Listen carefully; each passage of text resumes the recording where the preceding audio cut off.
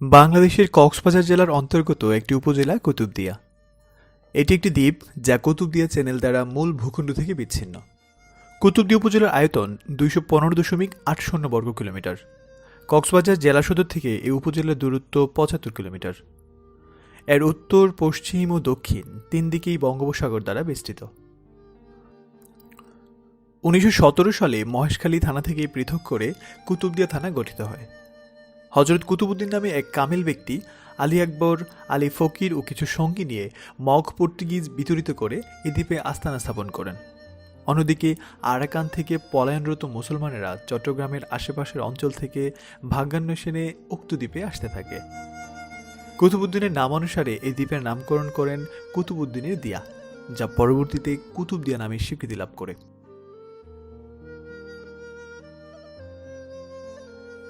বর্তমানে এই দ্বীপের বয়স 600 বছর পেরিয়ে গেছে। ভৌগোলিক অবস্থানের কারণে কুতুবদিয়া প্রাকৃতিক দুর্যোগ প্রবণ এলাকা। এই দ্বীপের আয়তন প্রায় 2/3 কমে গেছে এবং এখনও সাগরের ঢেউয়ের প্রভাবে ভেঙে সমুদ্রে পরিণত হচ্ছে। কুতুবদিয়া উপজেলার লোক সংখ্যা 1,33,000-এরও কিছু বেশি। জনসংখ্যার 93% মুসলিম, 7% অন্যান্য ধর্মাবলম্বী। সাক্ষরতার হার এখানে 30.80%। কক্সবাজার জেলা সদর বা বাংলাদেশের যে কোনো অঞ্চল থেকে কুতুবদিয়া উপজেলায় একমাত্র যোগাযোগ ব্যবস্থা নৌপথে। প্রধান যোগাযোগ মাধ্যম লঞ্চ, স্টিমার ও ছোট টেনিস বোট।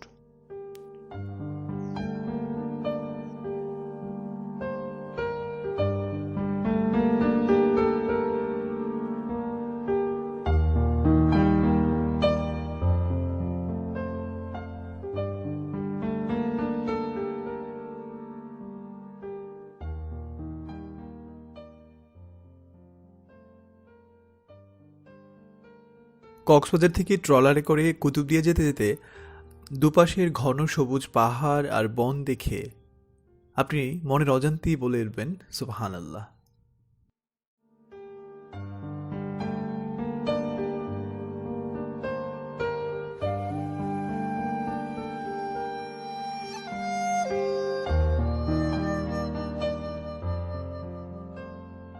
সত্যিকার অর্থেই কুতুবদিয়া যাবার পথটা অতিমাত্রায় অসাধারণ।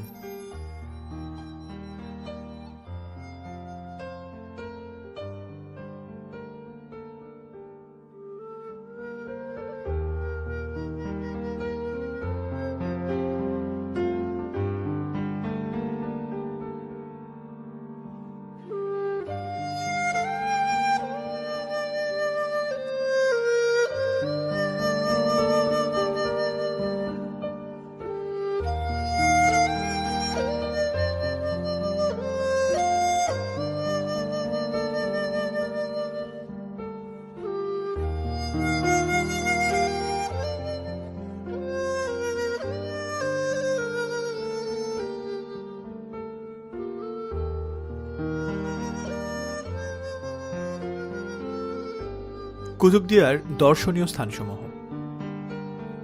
বায়ুবিদ্যুৎ কেন্দ্র। বাংলাদেশের সবচেয়ে বড় বায়ুবিদ্যুৎ কেন্দ্র কুতুবদিয়া অবস্থিত। প্রায় 1000 কিলোওয়াট ক্ষমতা সম্পন্ন এই বিদ্যুৎ কেন্দ্রটি গড়ে তোলা হয়েছে সৈকতের দক্ষিণ প্রান্তে।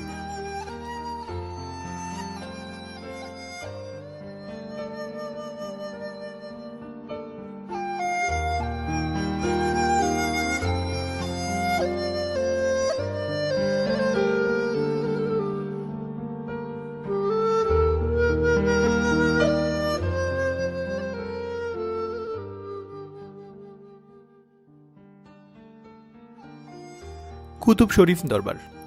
দ্বীপের ধুরুং এলাকায় কুতুব আউলিয়ার দরবার শরীফ। এই দরবারের প্রতিষ্ঠাতা শাহ আব্দুল মালেক আল কুতুবী জন্মগ্রহণ করেন 1911 সালে। 2000 সালে তিনি মারা যান।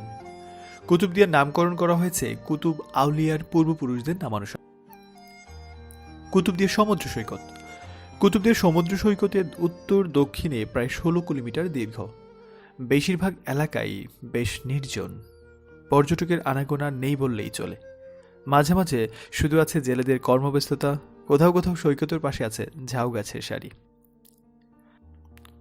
পর্যটকদের থাকার জন্য কুতুবদিয়া দ্বীপের বড়ঘোপ বাজারে হোটেল সমুদ্র বিলাস নামে একটি আবাসিক হোটেল চালু আছে। সমুদ্রে খুব কাছে হওয়ায় এই হোটেলে বসেই সমুদ্র দেখা যায়। এখানে 800 থেকে 1200 টাকায় বিভিন্ন ধরনের এসি ও নন এসি রুম পাওয়া যায়। এছাড়া ক্যাম্পিংয়ের জন্য আদর্শ কুতুবদিয়া দ্বীপ। নিরিবিলি সৈকতের কাছে ক্যাম্পিং করার জন্য অনেকেই এই দ্বীপকে বেছে নেন।